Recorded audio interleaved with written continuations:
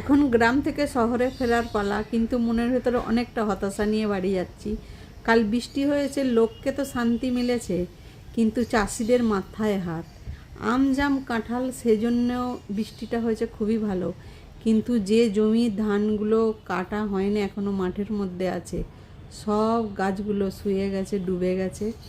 কাটতে গেলে এগুলো কী হবে, হয় ধানগুলো ঝরে যাবে, আর যদি না কাটে না, ওই ধান গাছেতেই কোলা ফুটে যাবে।